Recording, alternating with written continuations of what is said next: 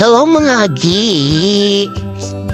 Ngayon, Friday dito sa Saudi Arabia at pag Friday, it's rest day!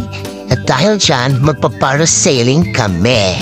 But before that, safety first. Ayan, nagsuot ng seatbelt. Siyempre, tatlo yung buckle ng seatbelt. Tapos aura-aura. Tapos ito na pala yung parang safety gear doon sa ikakabit sa'yo na parang parachute para sa parasailing.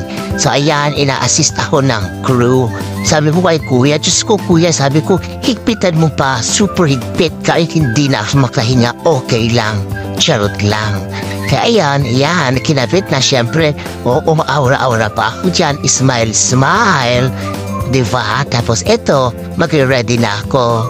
Tapos, syempre, pag ready ka na, ikaw na yung kasunod, diba? Sa tatlo kami dito actually na magpaparasailing.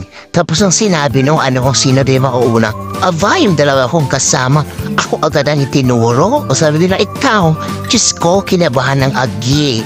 Kaya ayan, nagmumuni-muni ako, smile. Pero sa totoo lang, kinakabahan talaga ako kasi first time ko nga, hindi ko alam ano expect ko. O tinan nyo naman yung mukha ko, di ba? Nagpi-facial grimace. Siguro dahil sa kaba na rin. Kasi first time ko talaga ito. Diyos ko, napaka-dairy ng gagawin kong ito, charot. Kaya ayan, sabi ni kuya, sige, ready na. Tapos ako naman, kapit talaga ako siya sa ano niya, ayan. Tapos ayan, diba, bongga, nakakatuwa. Diyos ko, hindi ko na alam ang gagawin ko. Yan, ayun, diba, nakakatuwa, kaway sa madlang people. Ayan, nakakatuwa. Diyos ko, ang sarap-sarap ng feeling. Parang biglang nawala yung kaba ko. Diyos ko.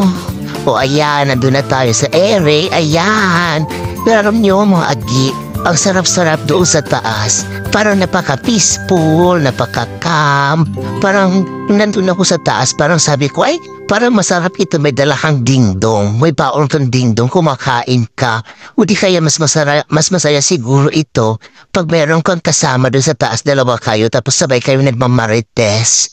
Pero seriously, ang sarap doon sa taas, parang relax ka.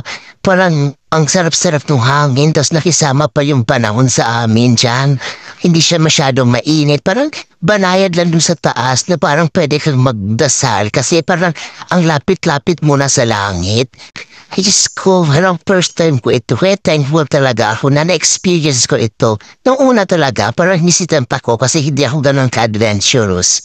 Pero nung nandun na ako, nagagawa ako na ito, parang, ay, ang anong pala niya, ang gandang gawin, parang pwede ko pang ulit-ulitin ito. Siguro sa susunod, pag bakasyon ko sa Pilipinas, gagawin ko ito sa Boracay. Pero syempre, kasama ko na yung mga kapatid ko at saka yung mga pamangkin ko para ma-experience din nila. So ayun, pagkatapos, sayaw-sayaw, giting tagumpay, babayagi.